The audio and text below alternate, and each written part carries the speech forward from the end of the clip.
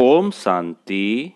आज 21/10/2020 की मुरली में बाबा ने कहा, मीठे बच्चे रोज रात को अपना पोता मेल निकालो, डायरी रखो तो डर रहेगा कि कहीं घाटा न पड़ जाए। प्रश्न है आज का, कल्प पहले वाले भाग्यशाली बच्चों को बाप की कौन सी बात फौरन टच होगी? उत्तर है, बाबा रोज रोज जो बच्चों को याद की युक्तियां बतलाते हैं वह भाग्यशाली बच्चों को ही टच होती रहेगी, वह उन्हें फौरन अमल में लाएंगे। बाबा कहते, बच्चे कुछ टाइम एकांत में बगीचे में जाकर बैठो, बाबा से मीठी मीठी बातें करो, अपना चार्ट रखो तो उन्नति होती रहेगी। अब सुनते हैं मुरली विस्तार से। ओम शांति। मिलिट्री को पहले पहले सावधान किया जाता है, अटेंशन प्लीज। बाप भी बच्चों को कहते हैं, अपने को आत्मा निश्चय कर बाप को याद करते रहते हो। बच्चों को समझाया है, यह ज्ञान बाप इस समय ही दे सकते हैं। बाप ही पढ़ाते हैं, भगवानुवाच है ना। मूल बात हो जाती है यह कि भगवान कौन है, कौन पढ़ाते हैं, यह बात पहले समझने और निश्चय करने की होती है। फिर अतीन्द्रिय सुख में भी रहना है। आत्मा को बहुत खुशी होनी चाहिए, हमको बेहद का बाप मिला है। बाप एक ही बार आकर मिलते हैं वर्षा देने। किसका वर्षा? विश्व की बादशाही का वर्षा देते हैं। 5000 वर्ष पहले मिसल। यह तो पक्का निश्चय है, बाप आया हुआ है, फिर से सहज राजयोग सिखलाते हैं। सिखलाना पड़ता है, बच्चे को कोई सिखलाया नहीं जाता है। आप ही मुख से मम्मा बाबा निकलता रहेगा, क्योंकि अक्सर तो सुनते हैं ना। यह है रूहानी बाप। आत्मा को आंतरिक गुप्त नशा रहता है, आत्मा को ही पढ़ना है। परम पिता परमात्मा तो नॉलेजफुल है, परम पिता परमात्मा तो नॉलेजफुल है ही, वह कोई पढ़ा नहीं है, उनमें नॉलेज है ही। किसकी नॉलेज है? यह भी तुम्हारी आत्मा समझती है। बाबा में सारे सृष्टि के आदि मध्य अंत की नॉलेज है। कैसे एक धर्म की स्थापना और अनेक धर्मों का विनाश होता है, ये सब जानते हैं। इसलिए उनको जानी जाननहार कह देते हैं। जानी जाननहार का अर्थ क्या है, यह कोई भी बिल्कुल जानते नहीं हैं। अभी तुम बच्चों को बाप ने समझाया है कि यह स्लोगन भी जरूर लगाओ कि मनुष्य होकर अगर क्रिएटर और रचना के आदि मध्य अंत ड्यूरेशन रिपीटेशन को नहीं जाना तो क्या कहा जाए। यह रिपीटेशन अक्सर भी बहुत जरूरी है। करेक्शन तो होती रहती है ना। गीता का भगवान कौन? यह चित्र बड़ा फर्स्ट क्लास है। सारे वर्ल्ड में यह है सबसे नंबर 1 भूल। परम पिता परमात्मा को न जानने के कारण फिर कह देते सब भगवान के रूप हैं। जैसे छोटे बच्चे से पूछा जाता है, तुम किसका बच्चा? कहेंगे फलाने का। फलाना किसका बच्चा? फलाने का। फिर कह देंगे वह हमारा बच्चा। वैसे यह भी भगवान को जानते नहीं तो कह देते हम भगवान हैं। इतनी पूजा भी करते हैं परंतु समझते नहीं। गाया जाता है ब्रह्मा की रात, तो जरूर ब्राह्मण ब्राह्मणियों की भी रात होगी। यह सब धारण करने की बातें हैं। यह धारणा उनको होगी जो योग में रहते हैं। बाबा कहते हैं यह धारणा उनको होगी जो योग में रहते हैं। याद को ही बल कहा जाता है। ज्ञान तो है सोर्स ऑफ इनकम। याद से शक्ति मिलती है जिससे विकर्म विनाश होते हैं। तुम्हें बुद्धि का योग बाप से लगाना है। यह ज्ञान बाप अभी ही देते हैं, फिर कभी मिलता ही नहीं, सिवाय बाप के कोई दे न सके। बाकी सब है भक्ति मार्ग के शास्त्र, कर्म कांड की क्रियाएं, उसको ज्ञान नहीं कहेंगे। स्पिरिचुअल नॉलेज एक बाप के पास है और वह ब्राह्मणों को ही देते हैं, और कोई के पास स्पिरिचुअल नॉलेज होती नहीं। दुनिया में कितने धर्म मत पंथ है, कितनी मतें हैं, बच्चों को समझाने में कितनी मेहनत होती है, कितने तूफान आते हैं। गाते भी हैं, नैया मेरी पार लगाओ। सबकी नैया तो पार नहीं जा सकती, कोई डूब भी जाएगी, कोई खड़ी हो जाएगी। 2-3 वर्ष हो जाते हैं, कईयों का पता ही नहीं। कोई तो पुर्जा पुर्जा यानी टुकड़े टुकड़े हो जाते हैं, कोई वहीं खड़े हो जाते हैं। इसमें मेहनत बहुत है। आर्टिफिशियल योग भी कितने निकले हैं, कितने योग आश्रम हैं। अभी तो योगा देखो ना कितना निकला, और कितने आश्रम बन चुके हैं योग के। रूहानी योग आश्रम कोई हो न सके। बाप ही आकर आत्माओं को रूहानी योग सिखलाते हैं। बाबा कहते हैं यह तो बहुत सहज योग है, इन जैसा सहज कुछ भी है नहीं। आत्मा ही शरीर में आकर पाठ बजाती है। 84 जन्म मैक्सिमम है, बाकी तो कम कम होते जाएंगे। यह बातें भी तुम बच्चों में कोई की बुद्धि में है। बुद्धि में धारणा बड़ा मुश्किल होती है। पहली बात बाप समझाते हैं, कहाँ भी जाते हो तो पहले पहले बाप का परिचय दो। बाप का परिचय कैसे देवें, इसके लिए युक्ति रची जाती है। वह जब निश्चय हो तब समझे बाप तो सत्य है। जरूर बाप सत्य बातें ही बताते होंगे, इसमें संशय नहीं लाना चाहिए। याद में ही मेहनत है, इसमें माया अपोजिशन करती है, घड़ी घड़ी याद भुला देती है। इसलिए बाबा कहते हैं चार्ट लिखो, तो बाबा भी देखे कौन कितना याद करते हैं। 25% भी चार्ट नहीं रखते हैं। कोई कहते हैं हम तो सारा दिन याद में रहता हूँ। बाबा कहते हैं यह तो बड़ी मुश्किल है। सारा दिन याद में रहना कोई आसान थोड़ी है। सारा दिन रात तो बांधेलियां जो मार खाती रहती है वह याद में रहती होगी। शिव बाबा कब इन संबंधियों से हम छूटेंगे। आत्मा पुकारती है, बाबा हम बंधन से कैसे छूटें। अगर कोई बहुत याद में रहते हैं तो बाबा को चार्ट भेजे, डायरेक्शन मिलते हैं। रोज रात को अपना पोता मेल निकालो, डायरी रखो। डायरी रखने से डर लगेगा हमारा घाटा न निकल आए। बाबा देखेंगे तो क्या कहेंगे। इतने मोस्ट बिलवेड बाबा को इतना समय ही याद करते हो। लौकिक बाप को, स्त्री को तुम याद करते हो, मुझे इतना थोड़ा भी याद नहीं करते हो। चार्ट लिखो तो आप ही लज्जा आएगी। इस हालत में मैं पद पा नहीं सकूंगा, इसलिए बाबा चार्ट पर जोर दे रहे हैं।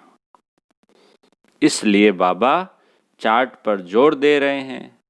बाप को और 84 के चक्र को याद करना है तो फिर चक्रवर्ती राजा बन जाएंगे। आप समान बनाएंगे तब तो प्रजा पर राज्य करेंगे। यह है ही राजयोग, नर से नारायण बनने का एम ऑब्जेक्ट यह है। जैसे आत्मा को देखा नहीं जाता, समझा जाता है, इनमें आत्मा है, यह भी समझा जाता है। इन लक्ष्मी नारायण की जरूर राजधानी होगी। इन्होंने सबसे जास्ती मेहनत की है, तब स्कॉलरशिप पाई है। जरूर इन्हों की बहुत प्रजा होगी। ऊंच ते ऊंच पद पाया है, जरूर बहुत योग लगाया है, तब पास विद ऑनर हुए। यह भी कारण निकालना चाहिए, हमारा योग क्यों नहीं लगता है। धंधे आदि के झंझट में बहुत बुद्धि चली जाती है। उनसे टाइम निकाल इस तरफ जास्ती ध्यान देना चाहिए। कुछ टाइम निकाल बगीचे में एकांत में बैठना चाहिए। फीमेल तो जा न सके, उनको तो घर संभालना है। पुरुषों को सहज है।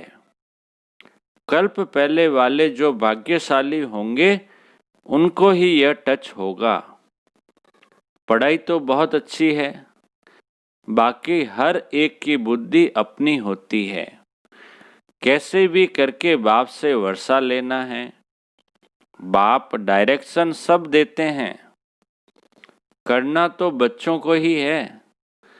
बाबा डायरेक्शन देंगे जनरल। एक एक पर्सनल भी आकर कोई पूछे तो राय दे सकते हैं। तीर्थों पर बड़े बड़े पहाड़ों पर जाते हैं तो पंडे लोग सावधान करते रहते हैं, बड़ी मुश्किलात से जाते हैं। तुम बच्चों को तो बाप बहुत सहज युक्ति बताते हैं। बाप को याद करना है, शरीर का भान खत्म करना है। बाप कहते हैं मुझे याद करो। बाप आकर नॉलेज दे चले जाते हैं। आत्मा जैसा तीखा रॉकेट और कोई हो नहीं सकता। वो लोग मून आदि तरफ जाने में कितना टाइम वेस्ट करते हैं। यह भी ड्रामा में नूंद है। यह साइंस का हुनर भी विनाश में मदद करता है। वह है साइंस, तुम्हारी है साइलेंस। अपने को आत्मा समझ बाप को याद करना, यह है डेड साइलेंस। मैं आत्मा शरीर से अलग हूं। यह शरीर पुरानी जुत्ती है। सर्प कछुए की मिसाल भी तुम्हारे लिए है। तुम ही कीड़े जैसे मनुष्य को भू भू कर मनुष्य से देवता बनाती हो। विषय सागर से क्षीर सागर में ले जाना तुम्हारा काम है। सन्यासियों को यह यज्ञ तप आदि कुछ भी करना नहीं है। भक्ति और ज्ञान है ही गृहस्थियों के लिए। उन्हों को तो सतयुग में आना ही नहीं है। वह क्या जाने इन बातों से। यह भी ड्रामा में नूंद है इस निवृत्ति मार्ग वालों की। जिन्होंने पूरे 84 जन्म लिए हैं वही ड्रामा अनुसार आते रहेंगे। इसमें भी नंबरवार निकलते रहेंगे। माया बड़ी प्रबल है, आंखें बड़ी क्रिमिनल है। ज्ञान का तीसरा नेत्र मिलने से आंखें सिविल बनती है। फिर आधा कल्प कभी क्रिमिनल नहीं बनेगी। यह है बड़ी धोखेबाज। तुम जितना बाप को याद करेंगे उतना कर्मेंद्रियां शीतल होगी। फिर 21 जन्म कर्मेंद्रियों को चंचलता में आना नहीं है। वहाँ कर्मेंद्रियों में चंचलता होती नहीं। सब कर्मेंद्रियां शांत सतोगुणी रहती है। देह अभिमान के बाद ही सब शैतानी आती है। बाप तुमको देही अभिमानी बनाते हैं। आधा कल्प के लिए तुमको वर्षा मिल जाता है। जितनी जो मेहनत करते हैं उतना ऊंच पद पाएंगे। मेहनत करनी है देही अभिमानी बनने की, फिर कर्मेंद्रियां धोखा नहीं देगी। अंत तक युद्ध चलती रहेगी। जब कर्मातीत अवस्था को पाएंगे तब वह लड़ाई भी शुरू होगी। दिन प्रतिदिन आवाज होता जाएगा, मौत से डरेंगे। बाप कहते हैं यह ज्ञान सबके लिए है, सिर्फ बाप का परिचय देना है। हम आत्माएं सब भाई भाई है, सब एक बाप को याद करते हैं। गॉड फादर कहते हैं करके कोई नेचर को मानने वाले होते हैं, परंतु गॉड तो है ना। उनको याद करते हैं मुक्ति, जीवन मुक्ति के लिए। मोक्ष तो है नहीं। वर्ल्ड की हिस्ट्री ज्योग्राफी को रिपीट करना है। बुद्धि भी कहती है जब सतयुग था तो एक ही भारत था। मनुष्य तो कुछ भी नहीं जानते। इन लक्ष्मी नारायण का राज्य था ना। लाखों वर्ष की बात हो न सके। लाखों वर्ष होते तो कितनी ढेर संख्या हो जाती। बाप कहते हैं अब कलयुग पूरा हो, सतयुग की स्थापना हो रही है। वह समझते हैं कलयुग तो अर्जुन बच्चा है, इतने हजार वर्ष की आयु है। तुम बच्चे जानते हो यह कल्प है ही 5000 वर्ष का। भारत में ही यह स्थापना हो रही है। भारत ही अब स्वर्ग बन रहा है। अभी हम श्रीमत पर यह राज्य स्थापन कर रहे हैं। अब बाप कहते हैं मामेकम याद करो, पहला पहला शब्द ही यह दो। जब तक बाप का निश्चय नहीं होगा तब तक प्रश्न पूछते रहेंगे, फिर कोई बात का उत्तर नहीं मिलेगा तो समझेंगे यह जानते कुछ भी नहीं और कहते हैं भगवान हमको पढ़ाते हैं। इसलिए पहले पहले तो एक ही बात पर ठहर जाओ। पहले बाप का निश्चय करें कि बरोबर सभी आत्माओं का बाप एक ही है और वह है रचता, तो जरूर संगम पर ही आएंगे। बाप कहते हैं मैं युगे युगे नहीं, कल्प के संगम युग पर आता हूँ। मैं हूँ ही नई सृष्टि का रचता, तो बीच में कैसे आऊँगा। मैं आता ही हूँ पुरानी और नई दुनिया के बीच में। इनको पुरुषोत्तम संगम युग कहा जाता है। तुम पुरुषोत्तम भी यहाँ बनते हो। लक्ष्मी नारायण सबसे पुरुषोत्तम है। एम ऑब्जेक्ट कितनी सहज है। सबको बोलो यह स्थापना हो रही है। बाबा ने कहा है पुरुषोत्तम अक्षर जरूर डालो, क्योंकि यहाँ तुम कनिष्ठ से पुरुषोत्तम बनते हो। ऐसी ऐसी मुख्य बातें भूलनी नहीं चाहिए और संवत की डेट भी जरूर लिखनी चाहिए। यहाँ तुम्हारी पहले से राजाई शुरू हो जाती है। औरों की राजाई पहले से नहीं होती। वह तो धर्म स्थापक आए तब उनके पीछे उनके धर्म की वृद्धि हो। करोड़ों बने हैं तब राजाई चले। तुम्हारी तो शुरू से सतयुग में राजाई होगी। यह किसको भी बुद्धि में नहीं आता कि सतयुग में इतनी राजाई कहाँ से आई। कलयुग अंत में इतने ढेर धर्म हैं, फिर सतयुग में एक धर्म एक राज्य कैसे हुआ। कितने हीरे जवाहरों के महल है। भारत ऐसा था जिसको पैराडाइज कहते थे। 5000 वर्ष की बात है। लाखों वर्ष का हिसाब कहाँ से आया। मनुष्य कितने मूंझे हुए हैं, अब उनको कौन समझाए। वे समझते थोड़े ही हैं कि हम आसुरी राज्य में हैं। इनकी देवताओं की, किनकी देवताओं की तो महिमा सर्वगुण संपन्न है। इनमें 5 विकार नहीं हैं, क्योंकि देही अभिमानी हैं। तो बाप कहते हैं मुख्य बात है याद की। 84 जन्म लेते लेते तुम पतित बने हो, अब फिर पवित्र बनना है। यह ड्रामा का चक्र है। अच्छा अच्छा बाप दादा बोले, मीठे मीठे सिक्के लदे बच्चों प्रति माता पिता बाप दादा का याद प्यार और गुड मॉर्निंग। रूहानी बाप की रूहानी बच्चों को नमस्ते। हम रूहानी बच्चों की रूहानी बाप दादा को याद प्यार, गुड मॉर्निंग और नमस्ते नमस्ते नमस्ते सदा रहेंगे। हंसते हंसते बन जाएंगे फरिश्ते, वहा बाबा वहा मेरा भाग्य। धारणा के लिए मुख्य सार। पहला पॉइंट, ज्ञान से तीसरे नेत्र को धारण कर अपनी धोखेबाज आंखों को सिविल बनाना है। याद से ही कर्मेंद्रियां शीतल सतोगुनी बनेगी, इसलिए यही मेहनत करनी है। दूसरा पॉइंट, धंधे आदि से टाइम निकाल एकांत में जाकर याद में बैठना है। कारण देखना है कि हमारा योग क्यों नहीं लगता है। अपना चार्ट जरूर रखना है। मीठे बाबा का मीठा वरदान। निर्णय शक्ति और कंट्रोलिंग पावर द्वारा सदा सफलता मूर्त भव। निर्णय शक्ति और कंट्रोलिंग पावर द्वारा सदा सफलता मूर्त भव। वरदान को विस्तार से।